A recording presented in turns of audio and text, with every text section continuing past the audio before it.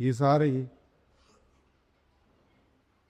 పురాణ ప్రవచన మాహాత్మ్య ప్రారంభ సమయంలో జగద్గురువులు శ్రీ శృంగేరి పీఠాధీశ్వరులు ప్రాతస్మరణీయులు భారతీతీర్థ మహాస్వామి వారి తత్కరకముల సంజాతులు జగద్గురువులు శ్రీ విశ్వశేఖర భారతీ స్వామి వారి యొక్క మంత్రాక్షతలు కూడా సింహాద్రి అత్రిగారు సత్యనారాయణ సన్నిధానాలు అందించడం ఒక ఎత్తు అయితే, సాక్షాత్తు వెంకటేశ్వర స్వామియే యతీశ్వర శర్మ గారి రూపంలో వచ్చి నన్ను ఆశీర్వదించి చెప్పబోయేటువంటి ఏ భాగవతంలో వారు భాగవత ప్రవచనం చెప్తున్నప్పుడు మల్లాది చంద్రశేఖర శాస్త్రి గారు అధ్యక్షతలో ఉంది. ఇవన్నీ వారు చెప్తారు అని అన్నట్టుగా ఇప్పుడు వీరు కూడా నాకు ఒక హింట్ ఇచ్చినారు. భక్తులు అందరూ ఒకే రకంగా ఉండరు. ప్రహ్లాదుని భక్తి వేరే, ద్రోణి యొక్క భక్తి వేరే, అంబరీషుని యొక్క భక్తి వేరే, గజేనుని యొక్క భక్తి వేరే. ఇప్పుడు అవన్నీ చెప్పకపోతే వారి వ్యాఖ్యానాన్ని నేను ఆదరించని వాడిని అవుతాను నేను దృష్టిలో ఉంచుకొని ఒక సూచనప్రాయంగా నాకు చెప్పినంతగా సలహాను సూచనలు ఇచ్చినందుకు వెంకటేశ్వర స్వామి వారి యొక్క పరిపూర్ణ అనుగ్రహ ఆకర్షణను అందించినందుకు కార్యబోడ అనేక కృతజ్ఞతగా స్వాగతించుకొని రేపటి నుండి ప్రవచింపబోయేటువంటి శ్రీమద్ భాగవత మహాపురాణం యొక్క మహాస్నాన్ని మొదటి రోజు చెప్పుకోవడము ఇది ఆనవాయితీగా వస్తున్నటువంటి సంప్రదాయం కాబట్టి ఈరోజు నేను చెప్పవలసినటువంటి అంశము దాదాపు సగము 3 వాళ్ళు మాకు భీష్మేశ్వర అన్నయ్య గారే ప్రవచించి మాకు మార్గాన్ని సుగమము చేసి గృహం చేసినందుకు మళ్ళొకసారి వారి తరుణాలకు కృతజ్ఞతలు సమర్పించుకుంటూ భాగవతానికి సంబంధించిన మహిమ భాగవతంలోనే చెప్పగా ఇతర పురాణాల్లో చెప్పడంలో కూడా తాత్పర్యం ఏమిటి అంటే, మా గురువుగారు ప్రశ్న వేస్తే గురువుగారు మాదే ఎవరి గొప్పతనాన్ని వాడు తప్పుకోకూడదు, నీ గొప్పతనాన్ని ఇంకోటి చెప్తే సంతోషపడతారు గారి నీ గొప్పతనాన్ని నీవే చెప్పుకుంటే ఎవరా సంతోషించేది అన్నట్టుగా భాగవతము తనకు సంబంధించిన మహాత్మ్యాన్ని తానే చెప్పుకోక తనకు సంబంధించిన మహాత్మ్యాన్ని ఇతర పురాణాల్లో వ్యాస భగవానుడు గ్రహించిరాడు. స్కంద పురాణంలో భాగవత మహాత్మ్యము ఉన్నది, పద్మ పురాణంలో మహాత్మ్యం ఉన్నది. మనకు పరంపరాప్రాప్తమైనటువంటి ఈ సంప్రదాయంలో పద్మ పురాణాంతర్గతమైనటువంటి మహాత్మ్యాన్ని వేయడం అనేటువంటిది ఆనవాయితీగా వస్తున్నారు. మా తండ్రి గారి ఆదేశాన్ని పురస్కరించుకొని అష్టాదశ మహాపురాణాలను మా కరీంనగర్లోని శివాలయంలో గౌరీ శంకర్లకు ముఖ్యమైనటువంటి శ్రోతలుగా ఉన్నప్పుడు అష్టాదశ మహాపురాణాలను నిర్మించడం జరిగింది కాబట్టి అష్టాదశ మహాపురాణాల్లో కూడా భాగవత మహాత్మ్యం అనేక సందర్భాల్లో ఉటంకించినారు వ్యాసుడు. పరమపారమైనటువంటి భాగవతము ఎంత ఉత్కృష్టమైన గ్రంథమో అప్పటిదాకా మనం విన్నాం. ఏది తెలుసుకోవడం వలన అన్నీ తెలియబడతాయో అనేక శృతులను ఉపనిషత్తులను ఉట్టంకిస్తూ ఆరంభ ఉపన్యాసంలో చెప్పినారు. పరాంచేతన స్వయం దోస్తస్మాత్ పరాంతశ్యతి అంతరాత్మ ఇత్యాది ఉపనిషత్తులన్నీ కూడా ఏ పరబ్రహ్మ పరమాత్మ యొక్క స్వరూపాన్ని తెలుసుకోవాలి అని బోధిస్తూ ఉన్నాయో ఆ పరబ్రహ్మతత్వాన్ని తెలుసుకోవడం ఎంత గహనమైనటువంటి విషయం ఉన్నదో దాన్ని అత్యంత సులభతరము చేసి ఎవరికి వేదములు ఉపనిషత్తులు చదివేటువంటి అధికారులు లేదో అర్హత లేదో ఆ భాష ఎవరికి అర్థము కాదో అర్థమయ్యేందుకు సులభమైనటువంటి రీతిలో వ్యాస భగవానుడు మనకు అందించినటువంటి పురాణమే శ్రీమద్ భాగవతము పారమహంస సంహిత అనే పేరుతో దురవడుతున్నటువంటి అత్యుత్కృష్టమైనటువంటి గ్రంథం. మొదటి రోజున ఈనాడు మనం ఒక మాట అనుకొని చివరి రోజున అది అనుకుంటే సమంజసంగా ఉంటుంది. 7 రోజులు మనం చేసేటువంటి కృషి అది నిజానికి ఏ అంశంలో మనం చేస్తున్నామో అది మనం నోటి నోరు వాళ్ళు చేసినామా అనేటువంటిది కావాల్సి ఉంటుంది. ఏది తెలుసుకోవడం వలన మిగతాదంతా తెలుస్తుందో దాన్ని తెలుపమని అడిగినాడు కుమారుడు. తండ్రి ఆ విషయాన్నంతా తెలియబడుతున్నాడు అని చాందోగ్య ఉపనిషత్తులో చెప్పబడతాట. ఎందుకు ఒకటి తెలుసుకోవడం వల్ల అన్నీ తెలియబడతాయి ఇత్యాది ఈ ప్రశ్నలకు సమాధానమే శ్రీమద్భాగవత మహాపురాణం.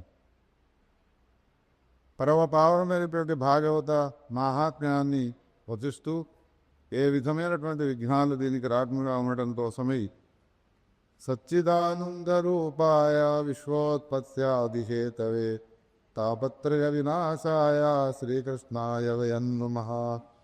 యం ప్రవ్రజింతమనుపేతమపేతకృత్యం దైవాయనో విరహ కాతర ఆజుహావ పుత్రేతి తన్మయతయా తరోభినేదు తం సర్వభూతహృదయం మునిమానుతోస్మి అని 2 శ్లోకాల్లో ధ్యానం చేసినాడు. మంగళాకరణాన్ని చేసినాడు. మొదటి మంగళాకరణంలో కృష్ణుని నమస్కరించి, ఈ రెండవ మంగళాచరణంలో వ్యాసుని యొక్క కుమారుడైనటువంటి శుకుణ్ణి నమస్కారం చేసినాడు. ఎందుకు వ్యాసుని ఎదురుపెట్టి శుకుణ్ణి నమస్కరించి గ్రంథారంభం చేసినాడు అనేటువంటి విషయానికి రేపటి రోజున మనం ప్రవచనారంభంతో చెప్పుకుందాం. ఇద్దరికి నమస్కారం చేసిన తర్వాత భాగవత మహాత్మ్యాన్ని చెప్పడం ప్రారంభించిన.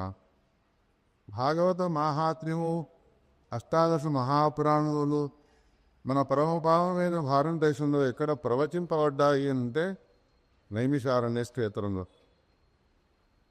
కలిపురుషుడి యొక్క ప్రభావాలకి గురైనటువంటి మనను అధర్మమయ జీవనాన్ని కొనసాగిస్తున్నాం.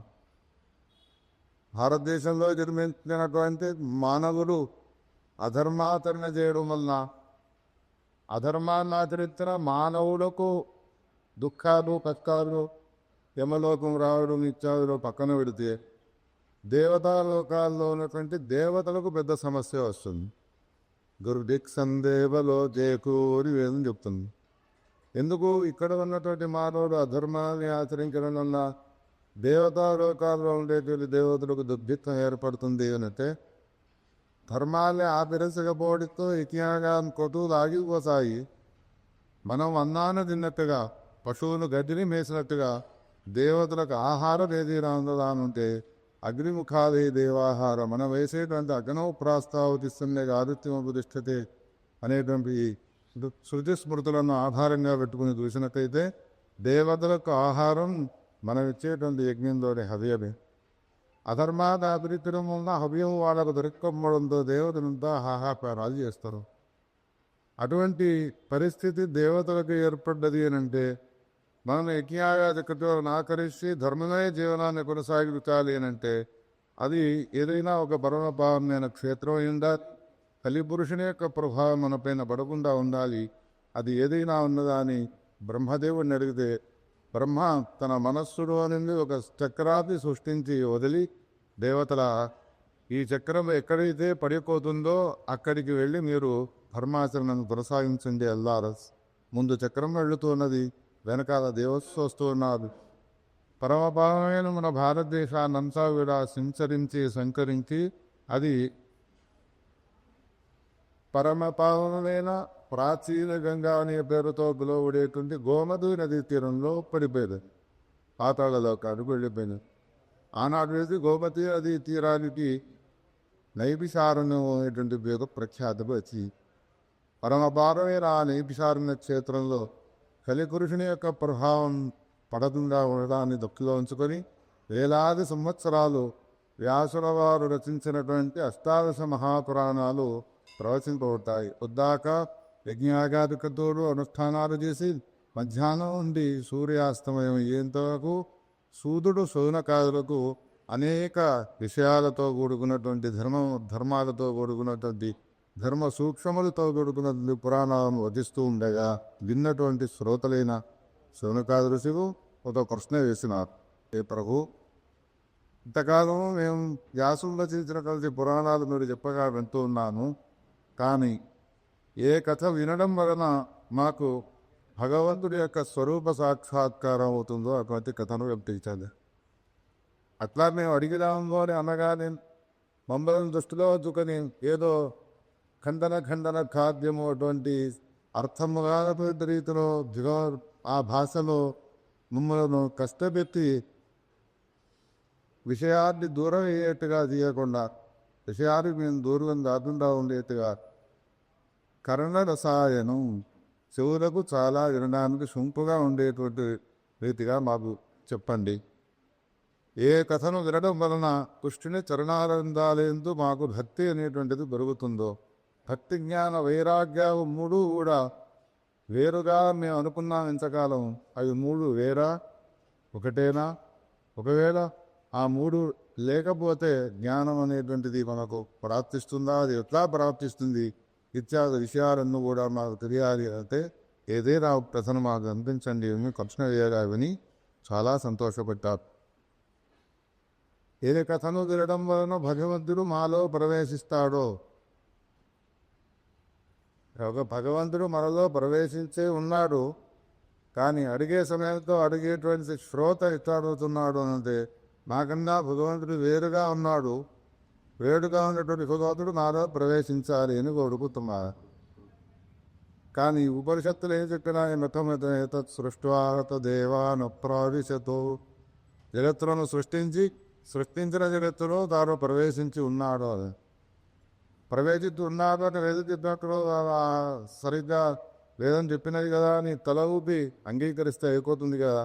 కానీ వేదాల్లో చెప్పినటువంటి మాటకు అర్థం తెలియక నాకన్నా ఇంకా వేరే బయట ఉన్నాడు పరమాత్మ అనేటువంటి భావాన్ని పొందిన శౌనకా ఋషులు మనందరి ప్రతినిధులుగా ఈ ప్రశ్న రేగా విని చాలా సంతోషపెట్టారు సూతుడు. కలియుగంలో మీరు మానవులను ఉద్ధరించే నిమిత్తమై ఈ ప్రశ్నలు వేసినారు, చాలా సంతోషము. కానీ కలియుగంలో ఉన్నటువంటి మానవుల యొక్క పరిస్థితి ఎట్లా ఉంటుంది అంటే, పరమాత్మ యొక్క స్వరూప సాక్షాత్కారాన్ని పొట్టడానికి అసలు సంకల్పమే ధరించదు వాళ్ళు. కారణం ఏమిటి అనంటే, పరమాత్మ యొక్క స్వరూప సాక్షాత్కారాన్ని ఎవరు పొందగోరుకున్నారో వాళ్ళు మొట్టమొదట విషయాలకు దూరముగా ఉండాలి. శరీరంలో ఉన్నటువంటి ఇంద్రియాలకి ఏ విషయాలున్నాయో విషయాలారసులై ఉన్నంత వరకు సంసార లంపతులు అవుతారు. కానీ పరమాత్మ యొక్క స్వరూప సాక్షాత్కారం వారికి జరగదు. మరి పరమాత్మ యొక్క స్వరూప సాక్షాత్కారాన్ని పొందాలి అంటే ఇంద్రియ మూలకముగా విషయాల యందు భోగాసక్తిని వదిలిపెట్టినప్పుడు మాత్రమే అది సాధ్యమవుతుంది. ఎట్లా సమస్య పరిష్కారం కావాలి? ఇంకో విషయాన్ని చెప్పినాడు ఈ సందర్భంలోనంటే, ముఖ్యంగా కలియుగంలో ఉన్నటువంటి మానవుల పరిస్థితి ఎట్లా ఉంటుంది అని అంటే, కాలవ్యాధం ముఖగ్రాసత్రాస నిర్నాశహేతవే. కాలము అనేటువంటి పేరు గల సర్పపు పోరల్లో విడిపోయినాడు దేవుడు. వీడి పరిస్థితి ఎట్లా ఉన్నది ఏంటంటే, యథావ్యాలగలస్థో బిభేకోదంశానపేక్షతే. ఒక కప్ప పాము కూరల్లో పడిపోయినది. పాముకు బాగా ఆటలు వేసి కప్పను తిత్తూ ఉన్నది. సగం శరీరం తినబెట్టది దాని చేత, ముఖం మాత్రం బయటకు ఉన్నది. అప్పుడు ఆ కప్ప ఏం చేస్తున్నది అంటే, బయట తన చుట్టూ తిరుగుతున్నటువంటి పురుగులను తినడానికి ప్రయత్నం చేస్తున్నది. ఒకసారి కప్పను అడుగుదాం, కప్ప నీవు సగం 3 వాళ్ళ ప్రాణాలు పోగొట్టుకున్నావు కదా, ఇంకా ఇప్పుడు నీ పురుగులను ఏం చేస్తావు అని ఉంటే, ఇంకా మిగిలిన తల భాగం ఉంది కదా దాన్ని రక్షించుకునేందుకోసం ఉంటుంది.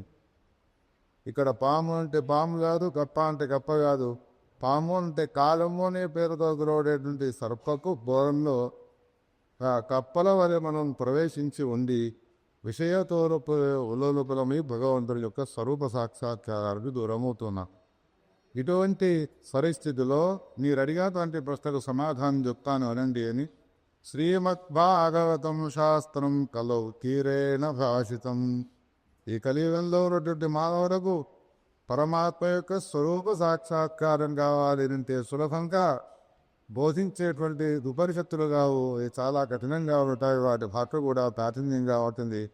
కానీ కలియుగంలో ఉన్నటువంటి మానవులకు ఈ ప్రశ్నకు సమాధానం దొరకాలి అంటే అది కలియుగంలో శుకుడు పరీక్షిన్ మహారాజు గారికి ఇచ్చినటువంటి భాగవతాన్ని మాత్రమే నీకు చెప్తే ఈ ప్రక్కన నేను సమాధానం చెప్పిన వారిని అవుతానయ్యా అని సూతుడు శౌనకాదులకు ఈ విషయాన్ని తెలియపరిచి భాగవతం యొక్క మహిమని చెప్పడం ప్రారంభించిన.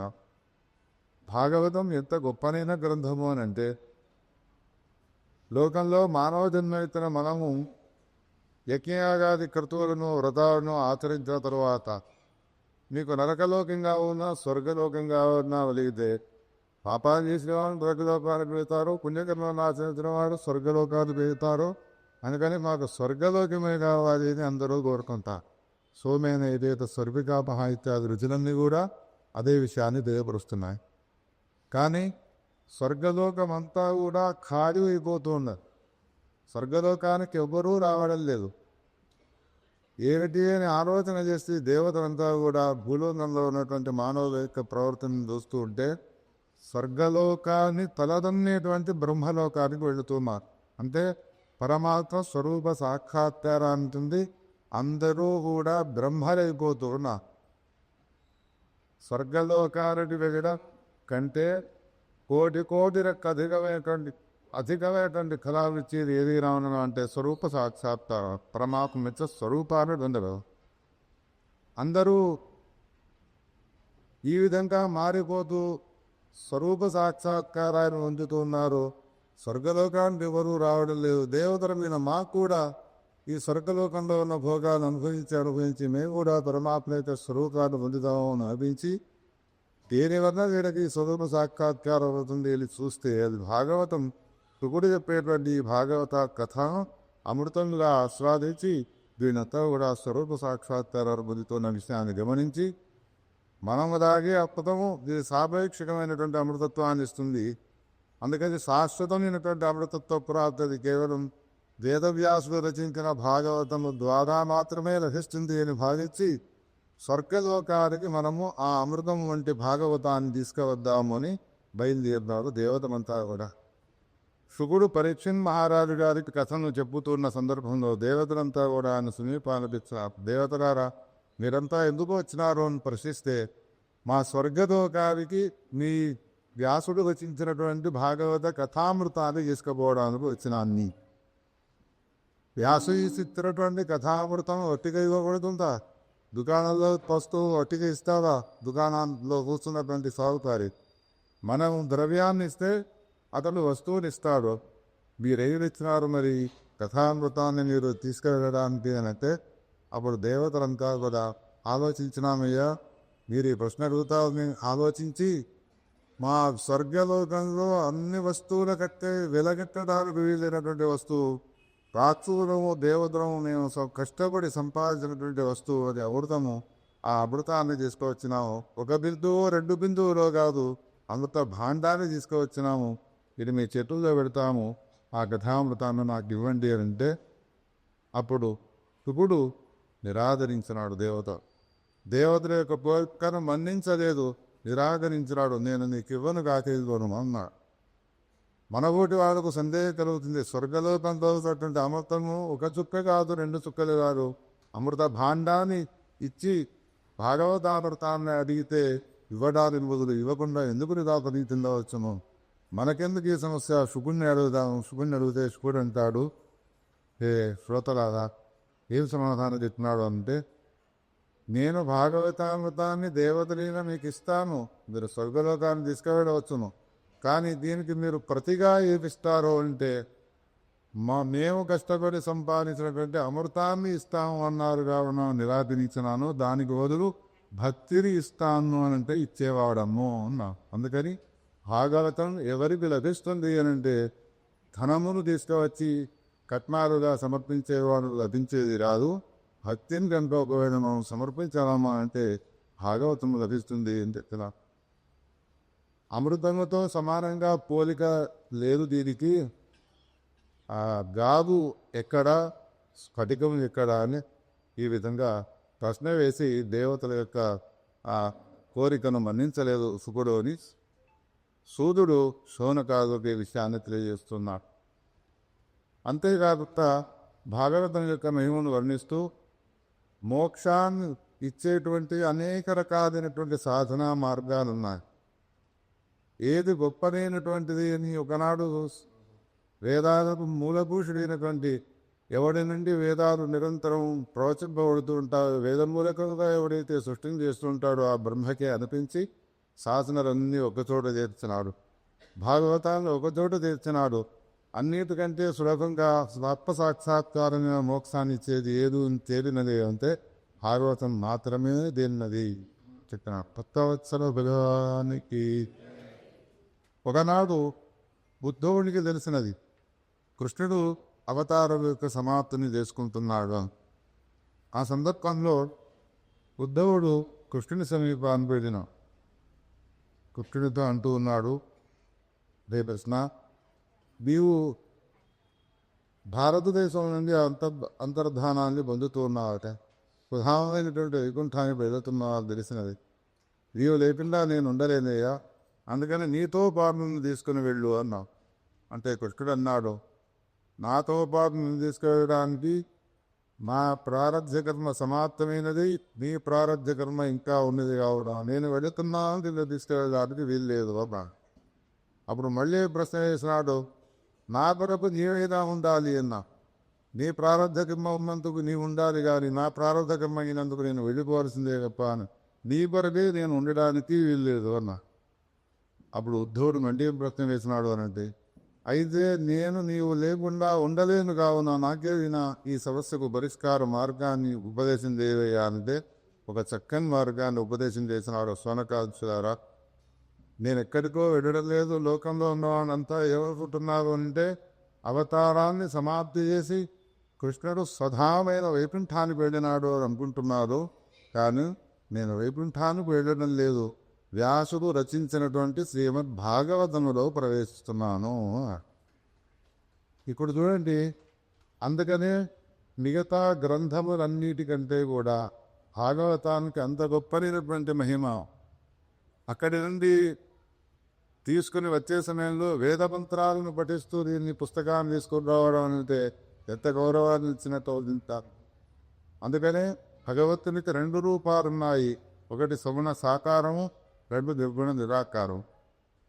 సగుణ సాకారం మనకు కనిపించేటువంటి మూర్తి ఎంత సుందరంగా ఉన్నాడు. సత్యనారాయణ స్వామి వెలిగిపోతున్నాడు ధరణమాసంలో కుడియలను అందుకొనుకు భక్తుల యొక్క ప్రేమను చూరవే వెలిగిపోతున్నాడు. అదొక సగుణ సాకారం మూర్తి అయితే, నిర్గుణ నిరాకారంలో కూడా వాన్మయ మూర్తి, కనిపించకుండా కేవలం వినిపించేటువంటి మూర్తి.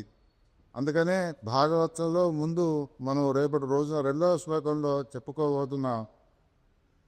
ధర్మ ప్రోజ్జిత కైతవోత్ర పరమో నిర్మత్సరాణం సతాం వేద్యం వాస్తవమత్ర వస్తు శివదం తాపత్రయోన్మూలనం శ్రీమద్భాగవతే మహామునికృతే కిం వా పరైరీశ్వరః సద్యో హృద్యవరుధ్యతే పృథివీ శుశ్రూషుభిస్తక్షణాత్ అని అంటాడు. అంటే తాత్పర్యం ఏంటి? యజ్ఞమో యాగమో వ్రతమో ఆచరిస్తే కాలాంతరంలో ఫలం వస్తుంది, కానీ జీవత్ సాక్షాత్కారం ఏ కర్మను ఆచరించడం వల్ల సద్య మనకు ఫలం లభిస్తుంది అని ప్రశ్న వేస్తే అది భాగవత శ్రవణం వల్ల మాత్రమే. సద్యో హృద్యవరుధ్యతే ప్రకృతి శుశ్రూషుభిస్తక్షణాత్. ఎవరైతే శ్రోత వినాలనేటువంటి కోరికతో వచ్చి కూర్చొని ఉంటారో వాళ్ళ కర్ణరంధ్రముల ద్వారా హృదయంలోకి ప్రవేశిస్తాడు పరమాత్మ. ఇప్పుడు నేను ఒక ప్రశ్న వేస్తాను, మీరు సమాధానం చెప్పండి. భాగవతాన్ని వినేవాళ్ళు ఎవరు? భాగవతాన్ని వినేవాళ్ళు ఎవరు అంటే నేను చెప్పిన ఇప్పుడు దాకా చెప్పిన మాటలను పరిశీలన చేస్తూ వస్తే భాగవతం వినేవాడు భగవంతుడే. ఎక్కడ కూర్చొని వింటాడు? మీ అందరి హృదయాల్లో కూర్చొని వింటాడు.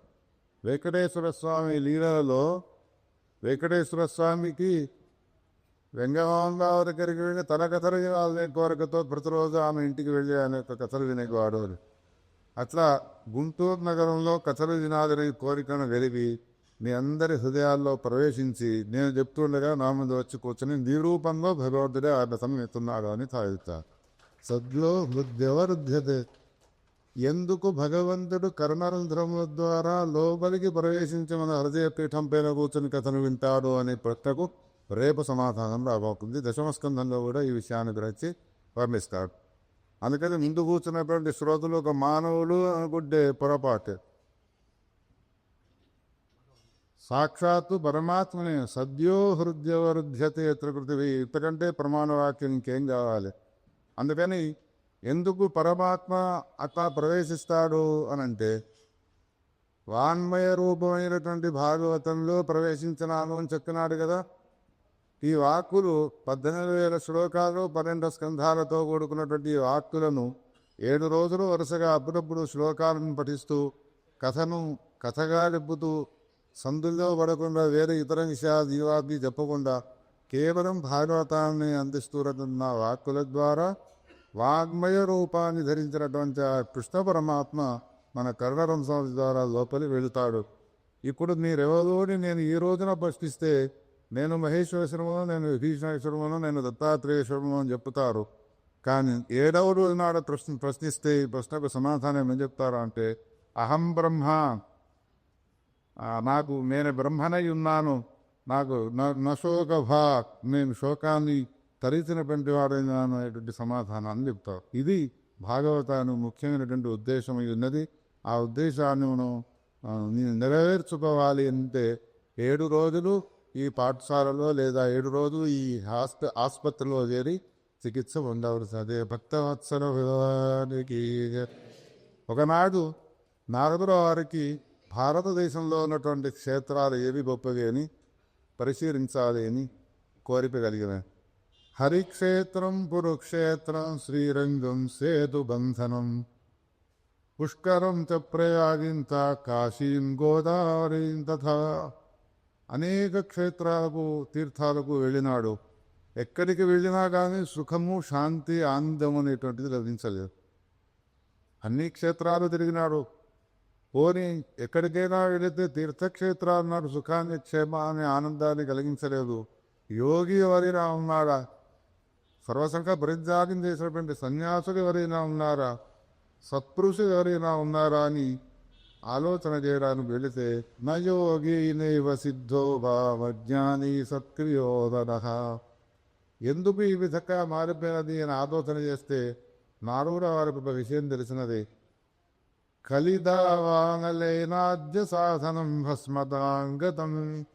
కలిపురుషుడనేటువంటి పేరు గల ఆ వ్యక్తి ఒక దావానంలో అడవిలో దావానం వ్యాపిస్తే ఎట్లయితే అడవంతా కాలిపోతుందో ధర్మమయ జీవనాన్ని కొనసాగిస్తూ ఉన్నటువంటి భారతదేశంలో ఉన్నటువంటి మానవులందరి అందరి అంతటా కూడా దావాలు మరి వ్యాపించి అధర్మమై చేసి పారేస్తున్నారు. అధర్మ భూయిష్టమైనటువంటి లోకం ఎట్టా మారిపోయినది ఎవరితో కూడా వర్ణించినారు. స్త్రీలు తమను తాను నమ్ముకుంటున్నారు, అన్నాన్ని నమ్ముకుని బతికేటువంటి పరిస్థితి ఏర్పడ్డది. భార్యాభర్తలు ప్రేమారాగాలు పెరిగిపోయినాయి. ఈ విధంగా దేశమంతా కూడా కలిపురుషుని చేత విజృంభింపబడుతున్న సమయంలో ఇంకొక భయంకరమైనటువంటి పరిస్థితిని ఎదుర్కొనవలసి వచ్చినది. ఏమిటి అంటే అటు ఇటు సంచారం చేస్తున్నటువంటి ఆందోళనతో ఉన్నటువంటి చెమటను బట్టి సంచారం చేస్తున్నటువంటి నారదుడు సంచారం చేస్తూ తిరుగుతూ ఉండగా ఒక యువతి నారదా అని పిలిచినాం. పిలవగానే ఆ యువతి సమీపాన్ని పెట్టినాడమ్మా, ఎందుకు నన్ను పిలిచినావు పేరు పెట్టి? నీకు నా వలన కావాల్సిన దైవటే ఉంటే నా పేరు భక్తి అంటారు. నా తొడలపైన పడుతూ ఉన్నటువంటి వాళ్ళు ఇద్దరు ఎవరైతే ఉన్నారో వీని పేరు జ్ఞానము, వీని పేరు వైరాగ్యము అంటారు. అనగానే నారదుడికి ఆశ్చర్యం కలిగినది. అమ్మా, నీవు తల్లివి, వీళ్ళిద్దరు నీ కొడుకులు అన్నప్పుడు తల్లి వృద్ధురాలే ఉండాలి, కొడుకులు యువకులుగా ఉండాలి. వీళ్ళేమో ముసలి వాళ్ళవని మారిపోయినారు, నీవు యువతిగా ఉన్నావు ఏమిటి అంటే తన యొక్క వృత్తాంతాన్నంతా చెప్పుకున్నది. నేను కూడా నీ వల్ల భారతదేశం అంతా తిరుగుతూ ఎప్పుడైతే బృందావనానికి చేరుకున్నానో చేరుకోగానే నా పరిస్థితి ఈ విధంగా మారిపోయినది. నేను యువతినైనాను, నా కొడుకులు ఇద్దరు కూడా జ్ఞాన వైరాగ్యాలు ఎవరైతే ఉన్నారో ఇద్దరు కూడా వృద్ధులుగా మారిపోయినారు. నేనంటే నీకు చాలా ఇష్టం కదా భక్తి. అయ్యో తప్పకుండానమ్మా, నీవంటే నాకు చాలా ఇష్టము. భగవంతుడి కన్నా భక్తులైన నిన్నే నేను ఎక్కువగా గౌరవిస్తాను. అందుకని నీకు వచ్చినటువంటి సమస్యకు పరిష్కారాన్ని నేను వెతుకుతాను అని అన్వేషించడం ప్రారంభించినాడు.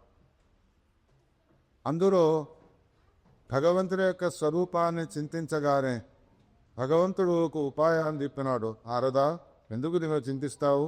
ఏదైనా ఒక సత్కార్యాన్ని నీవు ఆచరించినట్టయితే తప్పకుండా వాళ్ళ వార్ధక్యం దొరికిపోతుంది అనే సమాధానాన్ని చెప్పగా అశరీరవాడు ప్రారంభించినటువంటి మాటను విని తాము సత్కర్మను ఆచరించడం ప్రారంభించినాడు.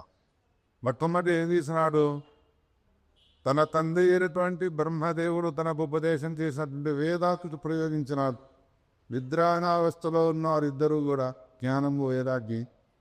నిద్రావస్థ అంటే మహాభాసుడికి తోమాలోకి వెళ్ళినారు. కదలికలు కూడా లేవు, కళ్ళు కూడా కనురెప్పలు కూడా వేయడం లేదు. అటువంటి వారిని నిద్ర లేపడం పెద్ద కష్టమా అని చేతుల్లో చేతులు వేసి కదిలిపించినాడు, కదలలేదు.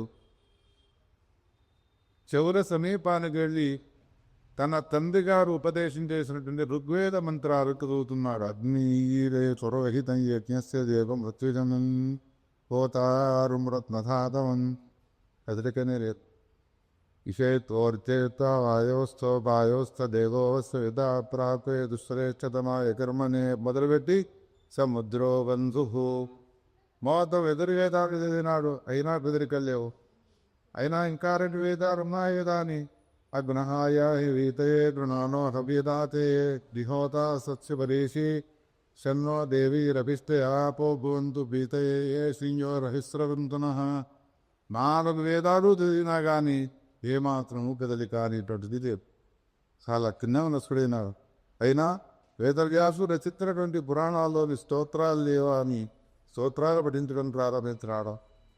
ధర్మక్షేత్రే కురుక్షేత్రే సమవేతాయుత్సవ మామగా పాండవాస్తేవా కిమకురోవత సంధ్య. 18 అధ్యాయాలు 7 శ్లోకాలు పఠించినాడు. అయినా కదిలికలేవు. ఆ తర్వాత విశ్వం విష్ణురు షట్కారో భూత భవ్య భవత్కృతు ఏమిటిది? బికాజ్ శ్రీమాత శ్రీ మహారాజ్ఞి శ్రీవత్సింహాసనేశ్వరి. ఇది అన్ని స్తోత్రాలు పెట్టినాడు, గీతలను పెట్టినాడు, వేదలను చదివినాడు. ఏ పఠనం చేసినా ఏది చేసినా కానీ కదలికలేదు. ఈ విధంగా తన వలన ఎంత ప్రయత్నం చేసినా లేవకుండా ఉన్నటువంటి దశను దృష్టిలో ఉంచుకొని మరి సత్కర్మ సూచన అయినటువంటిది ఏదో ఉంటుంది. ఇంతకన్నా గొప్పైనటువంటి సత్కర్మ ఏది నా అమ్మదయ్య అంత బ్రహ్మాండాల్లో అటు ఇటు సంచారం చేస్తూ ఉండగా ఈయన భాగ్యం ఫలించి హరిశరణం హరిశరణం అని నిరంతరము హరిని శరణాగతి పొందుతూ ఉన్నటువంటి బ్రహ్మదేవుని యొక్క మానసపుత్రులైనటువంటి సనక సనందన శాస్త్రమారాజు తారసపడి, నారదా ఏవియా నీవేదో చాలా ఆందోళనతో ఉన్నావు, నీకున్నటువంటి ఆందోళన నీతో చెప్పు అని ప్రశ్నిస్తే జరిగిన వృత్తాంతానంతా చెప్పినాడు. సత్కర్మ అంటే వేదములు, శాస్త్రములు, పురాణాలు, ఇతిహాసాలు, అందులో చెప్పబడ్డటువంటి గీతలు, స్తోత్రములు, వీటికన్నా ఇంకా సత్కర్మ ఏముంటుందయ్యా? నాకు తెలియడం లేదు. మా ఇష్టమైనటువంటి భక్తికి పెద్ద కష్టము వచ్చి చేకూరినది. ఆ కష్టాన్ని తొలగించడం కోసమే జ్ఞాన నిరాజ్ఞాత్మ చేతనాత్వం చేయడంతో ప్రయత్నం ఇంత చేసి నాకు దాన్ని కరించడం లేదు. కృపతో, దయతో, అనుగ్రహంతో, వాత్సల్యంతో నాపైన మీరు ఆ జరిగినటువంటి సమస్యకు పరిష్కారాన్ని సూచించండి అని అంటే, సత్కర్మ సూచకో దూనం జ్ఞానయజ్ఞ స్ఫుర్తో భుజై. నారదా, సర్వజ్ఞుడైనటువంటి నీకు తెలియనిది ఏముంటుంది కనుక సత్కర్మ అంటే జ్ఞానయజ్ఞమునే సత్కర్మ అనే పేరుతో పిలిచినారు. వేదాలను, స్తోత్రాలను పఠించినావు, కానీ అవన్నీ కూడా కర్మసూచకములయ్యున్నది. కర్మలోన వచ్చేటువంటి ఫలములు ఏవైతే ఉన్నాయో అవి నశ్వరం లేనటువంటి, నశ్వరము లేనటువంటి కర్మలోన వచ్చే ఫలాలతో కూడుకున్నటువంటి వేదమంత్రాలను, స్తోత్రాలను వీటిని పఠించడం వలన జ్ఞాన వైరాగ్యాలకు పుష్టి అనేటువంటిది కలగదయ్యా. జ్ఞాన వైరాగ్యాలకు పుష్టి కలగాలి అంటే జ్ఞానయజ్ఞమునే ఆచరించాలి అన్నా. జ్ఞానయజ్ఞ స్మృతో హృదై. జ్ఞానయజ్ఞం అంటే ఏమిటి అని ప్రశ్న వేస్తే, శ్రీమద్భాగవతాలాప సుఖగీత సుఖాదిభి. శ్రీమద్భాగవతమే జ్ఞానయజ్ఞం అనే పేరుతో విడుస్తారు. అందుకని భక్తికి వచ్చిన సమస్య పరిష్కారం కావాలి అంటే జ్ఞాన నీరాజ్ఞానటువంటి నిద్రాణ స్థితి తొలగిపోయి మళ్ళీ అది జాగరూపములు కావాలి అంటే అది కేవలం జ్ఞానయజ్ఞంతో జ్ఞానయజ్ఞం అనే పేరుతో పిలువబడేటువంటి భాగవతాలాపం వల్ల మాత్రమే అది సాధ్యమవుతుంది అనే మాటను చెప్పగానే అప్పటికి నారదుల వారికి అసలు భాగవతం అంటే తెలియదు. ఇప్పుడే విభీషణ సంబగా దుక్కున్నారు. నారదుడు ఎంత అదృష్టవంతుడు. మొట్టమొదట బ్రహ్మదేవుని వలన భాగవతాన్ని విన్నాడు, ఆ తర్వాత సనకాది ఋషుల వలన భాగవతాన్ని విన్నాడు అని. భాగవతం విననట్టుగా నటించి ఆయన ఏం తీస్తున్నాడు, భాగవతం అంటే ఏమిటి, ఎట్లా వినాలి అంటే దానికి సంబంధించినటువంటి విధి విధానాలన్నీ కూడా తెలియజేస్తున్నారు.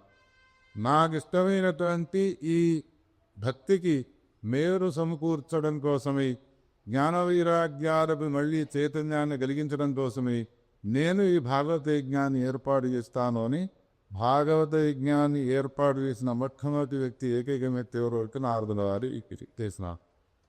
ఇప్పుడు ఈ కథను విన్న తర్వాత మనకు ఒక సందేహం రాకమానదు. ఏమిటి అంటే, సత్కర్మ సూచకము ఏది అని ప్రశ్న వేస్తే వేదములు, శాస్త్రములు, పురాణాలు, ఇతిహాసాలు ఇవన్నీ వినిపించడాగాను చైతన్యం కలగలేదు అని అంటే, భాగవతం ఒక్కటే ఈ పని చేసినది అని చెప్పడం వలన ఇప్పుడు భాగవతముకు గౌరవాన్ని ఇవ్వడం గొప్ప గొప్ప విషయమే అయినప్పటికీ ఒకదానిని నిందించినట్టయినది కదా. దేని నిందించినట్టయినది? వేదములను నిందించినట్టయినది. వేదముల ద్వారా కలిపి జ్ఞాన వైరాగ్యాలు కలగలేదు. 4000 పఠించినప్పటికీ కూడా చైతన్యం అనేటువంటిది రాలేదు. పురాణాల్లో ఎక్కువ స్తోత్రములు, అద్భుతమైనటువంటి స్తోత్రాలు ఉన్న కూడా చైతన్యం అనేటువంటిది కలగలేదు అనే సందేహం రాకమానదు. అందుకని దానికి సమాధానం చెప్తూ ఏమన్నారు అంటే, వేదోపనిషదం సారాజ్యాత భాగవతీ కథ అత్యుత్తమా తతో భాతి పృథగ్భూత ఫలాప్రతి. అంటే వేదముల కన్నా భాగవతము వేరే ఉన్నది అని మనం భావిస్తున్నాం. భావించినప్పుడు ఆలోచించే ఆలోచనతో ఈ ప్రశ్న మనకు ఉదయిస్తుంది. ఏమిటి? వేదముల ద్వారా సమకూరని ఫలము భాగవత ద్వారా సమకూరినది జ్ఞాన వైరాగ్యాలు చైతన్యవంతులైనారు అనేటువంటి ఆ ప్రశ్నకు సమాధానం దొరికినట్టయినది. కానీ రెండులో ప్రశ్న ఏం చెప్తానే ఉన్నది, వేదములను నిందించినట్టయినది కదా. కానీ ఎంత చక్కగా రాస్తారు చూడండి వ్యాస భగవాన్. వేదోపనిషదాకు సారాజ్యాత భాగవతి కథ. భాగవతి కథ అనేటువంటిది ఏదైతే కలదో ఇది వేదములు ఉపనిషత్తుల యొక్క సారభూతమై ఉన్నది అని అంట. ఎట్లా దీనికి ఉదాహరణ ఇస్తున్నాం. స భూయ సంపృథగ్భూన ఫలే విశ్వమనోహర. ఒక వృక్షమౌలి, వృక్షములకు సంబంధించిన సారమంతా మనం గ్రహించాలి అంటే కింది నుండి పైదాకా చూడాల్సిన అవసరం లేదు. ఆ వృక్షములకు పుట్టినటువంటి పండు ఉందో ఆ పండుగ తింటే చాలు ఆ వృక్షం యొక్క సారం అంతా కూడా మనం గ్రహించవచ్చు. అదేవిధంగా రెండవ ఉదాహరణ ఇస్తున్నారు. యథా దుగ్ధే స్థితం సర్పి నస్వాదాయోపకల్పతే. పాలంలో వెన్న ఉన్నది. ఎక్కడ ఉన్నది పాలంతో వెన్న అంటే పాలమంతా వ్యాపించి ఉన్నది. కానీ పాలు తాగితే వెన్న తిన్న అనుభూతి కలుగుతుందా మనకు? పాలల్లో నుంచి వెన్నను తీయాలంటే ఎంతో పెద్ద ప్రక్రియ ఉంటుంది. అట్లానే పాల కంటే వెన్న వేరే ఉన్నా కానీ పాల కంటే వెన్న వేరే ఉన్నదా? ఇది ఎట్లా లేదు ఇదపోతా అని అంటున్నారు. అదేవిధంగా ఇక్షూణామపి మధ్యాంతం శర్కరా వ్యాప్య తిష్టది. శర్కర యొక్క మాధుర్యాన్ని మనం ఆస్వాదించాలి అంటే చెరుపు గడను కొరికితే చాలు అంటే చెరుకు గడను కొరికితే రసం వస్తుంది, కానీ శర్కర తిన్న అనుభూతిని పొందుతాం.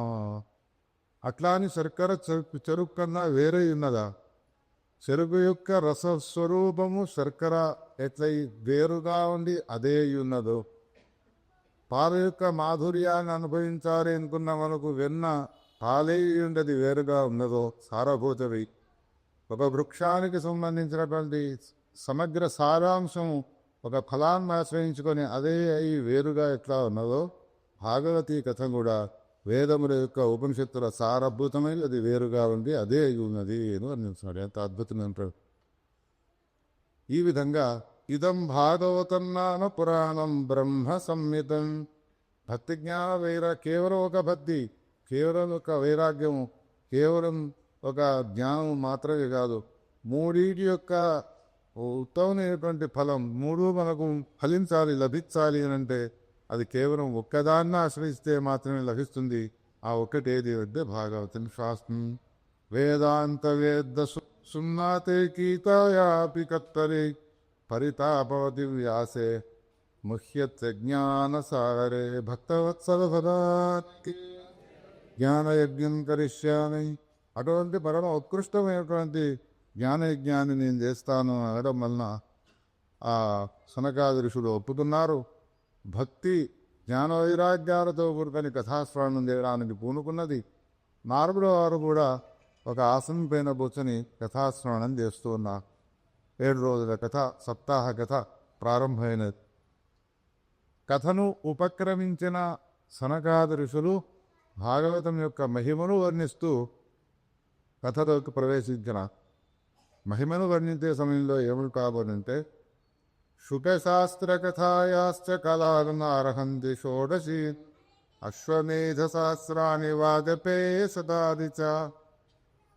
100 అశ్వమేధ యాగాలు, వాజపేయ యాగాలు 1000 చేసినా కానీ వారిని ఆచరించినా కానీ ఒక్క భాగవత కథాశ్రవణంతో సంసరితోగోడి. గంగా అంతగా పవిత్రుని చేయలేవు. దయా, కాశీ, పుష్కరము అనేటువంటి తీర్థాలు ఏవైతే ఉన్నాయో వాడిని అంతగా పవిత్రుని చేయలేవు.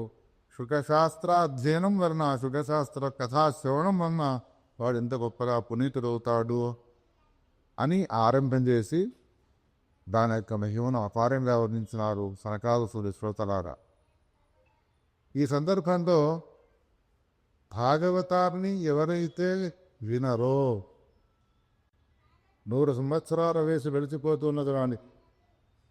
ఎందుకయ్యా భాగవతాన్ని వినవు, 20 ఏళ్ళ వయసులో ఉన్నవాడైతే ఈ యువకుతగా అప్పుడు వింటారా ఈ పురాణాలు? కొంచెం పెళ్ళైన తర్వాత వింటాం. పెళ్ళైన తర్వాత హనీమూన్ వెళ్ళినాడు కాదు పురాణాయి.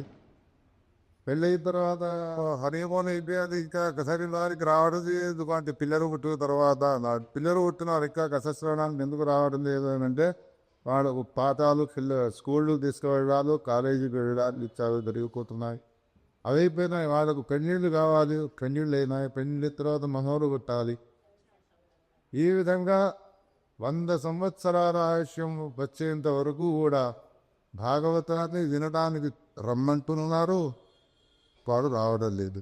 అటువంటి వాడిని దృష్టిలో వచ్చుకొని ఒక మాట ఎక్కినాడు. 2 శ్లోకాల్లో వివరించినాడు వ్యాస భగవానుడు. ఏమని పాడాలంటే ఆ జన్మమాత్రమపీయేన షఠేన కించిత్ చిత్తం విధాయ శుకశాస్త్ర కథానపీత. నీకున్నటువంటి ఆశయంలో జన్మించినప్పటి నుంచి మొదలుకొని మరణించేంత వరకు భాగవతాన్ని కనుక నీవు కథాశ్రవణం చేయలేదనుకో, చేయనివాడు ఎటువంటి వాడు అని అంటే మొదటి బిరుదాన్ని ఇచ్చినాడు, చండాలవచ్చార్. వాడు చండాలంతో సమానము. వ్యాస నీకు తృప్తి అయినదా? మానవ జన్మ వచ్చినప్పటి నుండి భాగవత కథను ఎప్పుడైతే వినలేదో వాడు చండాలుడు అన్నావు, తృప్తి కదా? ఇంకా తృప్తి కాదు. రెండవ మాట ఉన్నాడు. ఏమన్నాడు? ఖరవదు. ఖరం అంటే గాడిదతో సమానం. వాడు తృప్తి అయినదా నీకో? ఇంకా కాలేదు. మిథ్యా స్వజన్మదనీదరి దుఃఖ బాధ.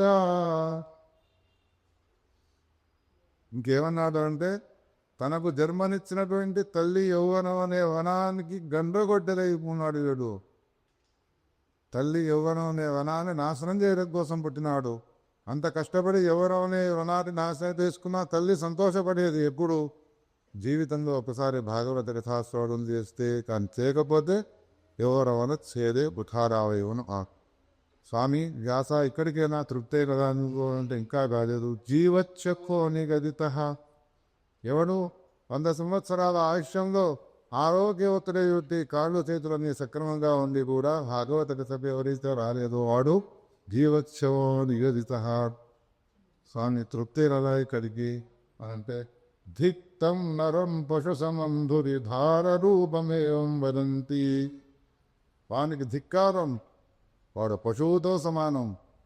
పశువు వలన ఏమీ ప్రయోజనం లేదు. పశువులైనా ఇంత పొలాల్లో పనిచేస్తున్నాయి, కానీ మానవ జన్మలెత్తి 100 సంవత్సరాల ఆయుష్యం లోపల ఎప్పుడు కూడా భాగవత శాస్త్రం చేయరు. వాడు పశువుతో సమానం. భూమికి భారం ఎంతంటే వాడు అని ఎవరనుకుంటారు ఈ మాటలన్నీ అని అంటే దిమి దేవ సమాధ ముఖ్యా. దేవతలు స్వర్గలోకంలో ఇట్లా భారతదేశంలో ఉన్నటువంటి మానవులైన మనల్ని ఉద్దేశించి అనుకుంటూ ఉంటారు ఈ శౌనకాది ఋషులారా అని ఈ కథను ఉపక్రమించి సనకాది ఋషులు నారదుల వారికి భక్తి జ్ఞాన వైరాగ్యాలతో కూడుకున్న దాని కథ ప్రవచనం చేస్తూ ఉండగా మహాత్మ్యాన్ని వివరించి 1, 2, 7 రోజుల కథ సుసంపన్నమైనది. 7వ రోజు కథ సమాప్తం అయినదో కాలేదో అందరూ ఆశ్చర్యాలు చూసినారు. అక్కడ ఆ సభాహం అందరూ ప్రశాంతంగా ఉన్న సమయంలో ఒక్కసారి ఈ కిలకిలారవం ప్రారంభమైనది. శబ్దధ్వనులు పుట్టుక వచ్చినాయి. ఆ శబ్దాలు ఏమిటి అంటే శ్రీకృష్ణ గోవింద హరే మురారే హే నాథ నారాయణ నమస్తేయ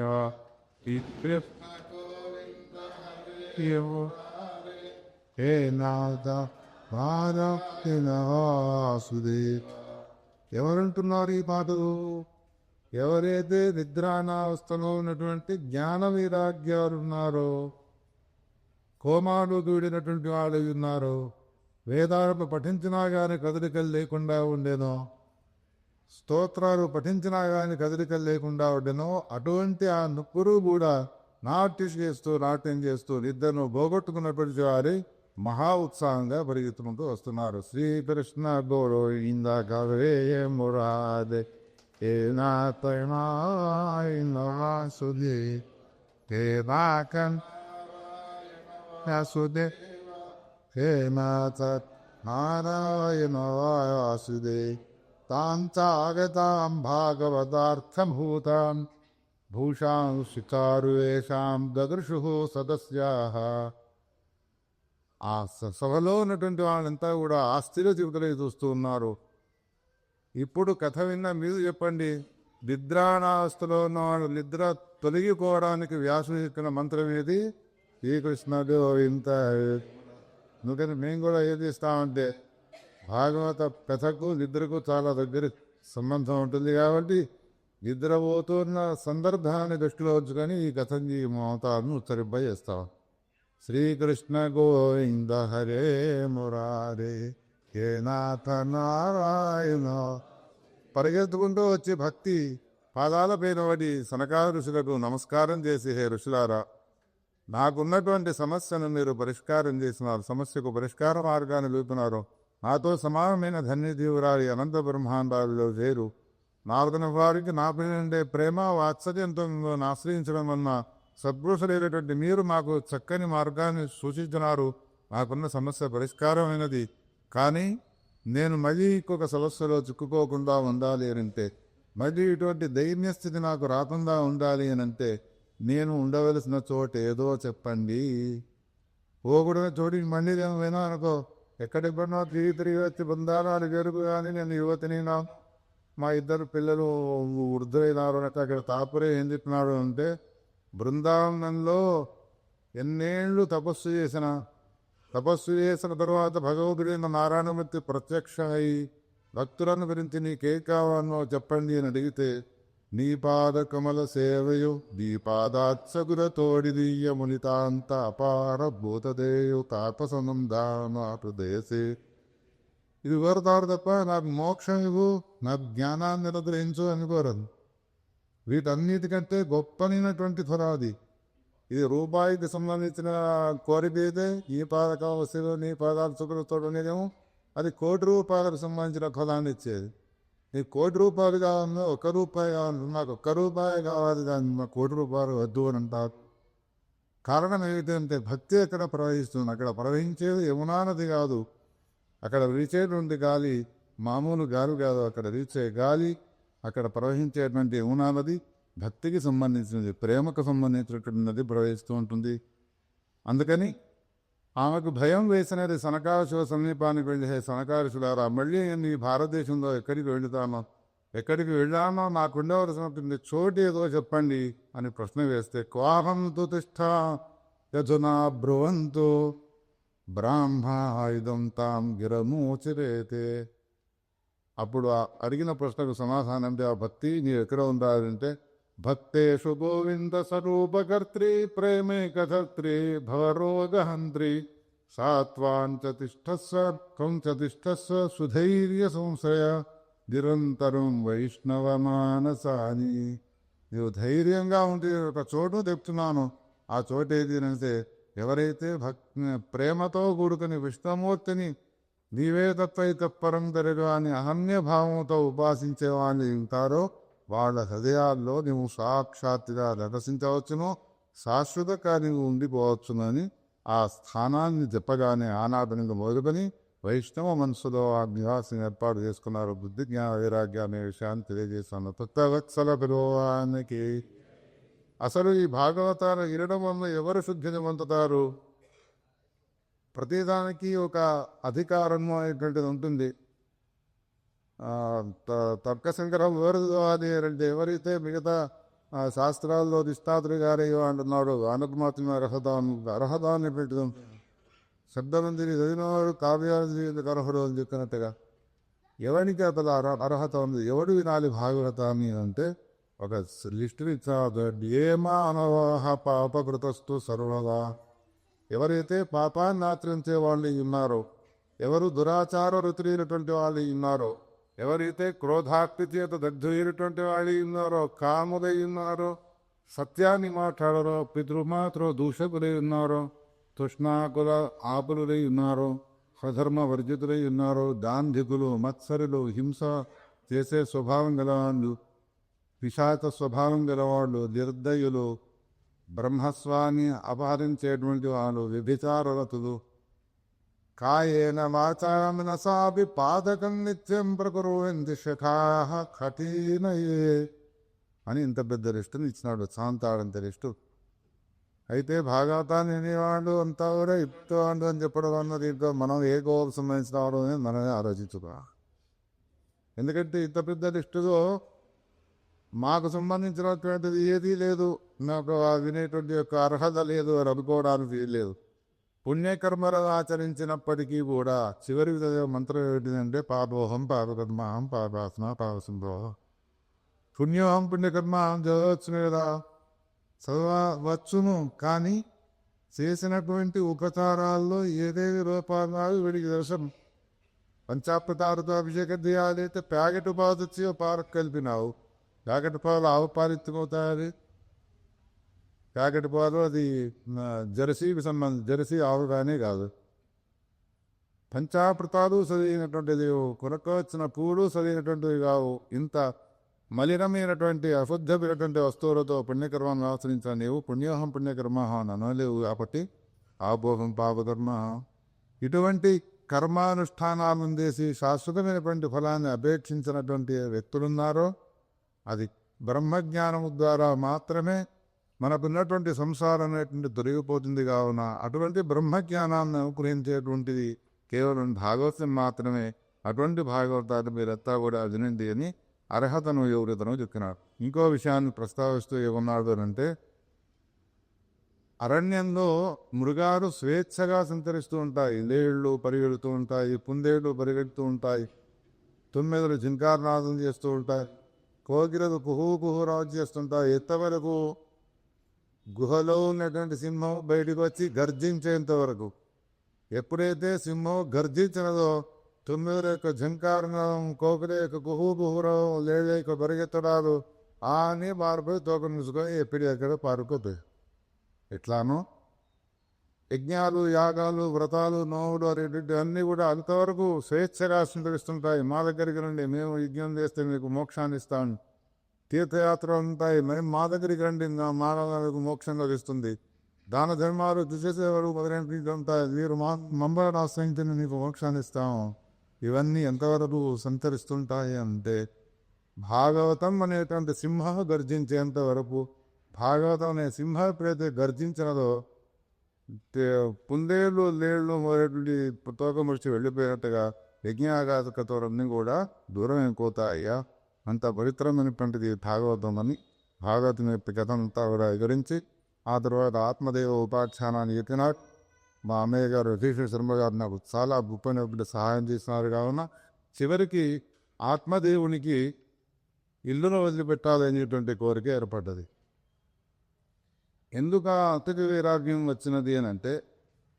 గోకర్ణుడు ఒకనాడు ఏకాంతంలో ఆత్మదేవుణ్ణి కూర్చుండబెట్టుకొని ఏది శాశ్వతమైనది ఏది అశాశ్వతమైనది అనేటువంటి విషయాన్ని తెలియవరిచినాడు. ఆ సందర్భంలో చెప్పుతూ ఏమంటాడు అంటే, తండ్రి దేహి అస్థిమాంసి, శరీరమేందు అస్థిమాంసములతో సప్తధాతులతో కూడుకున్నటువంటి దీని యందు అభిమానాన్ని వదిలిపెట్టు. ఇది అశాశ్వతమైనటువంటి శరీరము. దేనిపైన అభిమానాన్ని పెట్టుకోవరినో దానిపైన అభిమానాన్ని పెట్టుకోక, అభిమానాన్ని పెట్టుకోవలసిన అభిమానాన్ని పెట్టుకోక, అభిమానాన్ని పెట్టుకొని కూడని దాని అవిచ్చమైనటువంటి దాని ఎందు అభిమానాన్ని పెట్టుకోవడం వల్ల మానవులకు సంసారం అనేటువంటిది దుఃఖాన్ని కలిగిస్తున్నారు అనేటువంటి జ్ఞానాన్ని ఉపదేశం చేయగానే ఆ ఎద్దును వదిలిపెట్టినాడు, వెళ్ళిపోయినాడు అని వర్ణిస్తాడు. ఏతావత తాత్పర్యం ఏమిటది అంటే, ఎవరు లోకంలో ఇది నిత్యము ఇది శాశ్వతము అని భావించి అనిత్యము అశాశ్వతమైనటువంటి దాన్ని నిత్యముగా భావించి భ్రాంతిని పొంది దుఃఖాన్ని అనుభవిస్తున్నారో అటువంటి వాళ్ళకు భ్రాంతిని తొలగించి నిత్యము సత్యము శాశ్వతమైనటువంటిది ఏది అనేటువంటి తెలియపరిచేటువంటి గ్రంథము అంత బ్రహ్మాండాల్లో ఏదైనా అంత ఉపనిషద్ రహస్యమైనటువంటి ఈ భాగవతం మాత్రమే. భక్తవత్సల భగవానికి మనకోటి వాళ్ళని ఉద్దేశించి ఫలం చెప్పిన తర్వాత చివరికి ఏమంటారు అంటే వ్యాసుల వారు, కిమర్థం వ్యర్థం భో వ్రజత కుపథే కుత్సిత కథే పరీక్షిత్ సాక్షియత్ శ్రవణగత ముక్త్యుక్తి కథనే అంటాడు. వరే ఆయన అనవసరంగా వేరే వేరే ఇతర సాధనాలను ఆశ్రయించి సమయాన్ని ఎందుకు వృధా చేసుకుంటున్నారా? యజ్ఞమని, యాగమని, వ్రతమని, పూజని, తీర్థక్షేత్ర యాత్రని అనవసరంగా మీరు సమయాన్ని వృధా చేసుకోకండి. భాగవతాన్ని విని మోక్షాన్ని పొందండి. భాగవతాన్ని విని మోక్షాన్ని పొందిన వాళ్ళు ఎవరున్నారయ్యా? అంత పరీక్షిత్ సాక్షి అన్నాడు. ఎవరైనా మందు వేసుకోండి అంటే మా పక్క ఉండే డాక్టర్ మందుని ఇస్తున్నాడు, అంత మోకాలు తొలగిపోతాడు. ఎవరికైనా తొలగిపోయినాయా అని అడిగి 10 మందికి తొలగిపోతే మనం మందు వాడడం లోకంలో ప్రసిద్ధిగా ఎట్లా ఉందో, పరీక్షిత్ సాక్షి కిమర్థం వ్యర్థం భో యశ్రవణగత మృత్యుక్తి కథనే అని సంగాపరధియ 7 రోజులు భాగవతాన్ని వినడానికి రండి, 7 రోజుల్లో మీకు మోక్షం కరతలావతకం అవుతుంది అన్న.